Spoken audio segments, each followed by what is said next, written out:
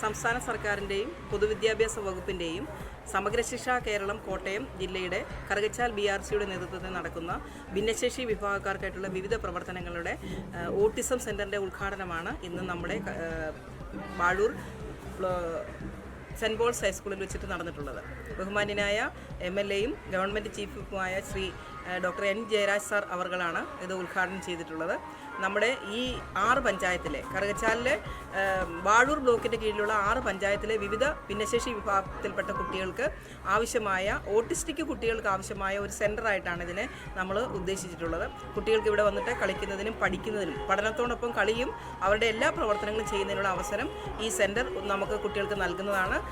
എല്ലാ രക്ഷിതാക്കളും ഒപ്പം കുട്ടികളും സ്കൂളുകളും ആവശ്യപ്പെട്ടതനുസരിച്ച് ബഹുമാന്യനായ ജയരാജ് സാറാണ് ഇതിന് മുൻകൈ എടുത്ത് ഇവിടെ തുടങ്ങുന്നതിനുള്ള ഒരു അവസരം ഉണ്ടാക്കി തന്നത്. അതോടൊപ്പം തന്നെ സെൻറ്റ് പോൾസ് സ്കൂളിൻ്റെ മാനേജ്മെൻറ്റും നമ്മുടെ ഇവിടുത്തെ HM റെനി സാറും ഒപ്പം നമുക്ക് സഹായം നൽകുകയും ഇവിടെ സെൻറ്റർ തുടങ്ങുന്നതിന് അവസരം നൽകുകയും ചെയ്യുകയാണ് ഉണ്ടായത്. ഇന്ന് ഇതിൻ്റെ ഉദ്ഘാടനം 2 മാസമായിട്ട് ഇതിൻ്റെ പ്രവർത്തനങ്ങളൊക്കെ ആരംഭിച്ചിട്ടുണ്ട്.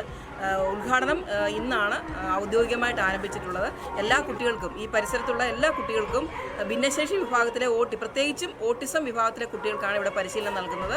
അതിനാവശ്യമായ ഉപകരണങ്ങൾ നമ്മൾ ഈ റൂമിൽ സെറ്റ് ചെയ്തിട്ടുണ്ട്.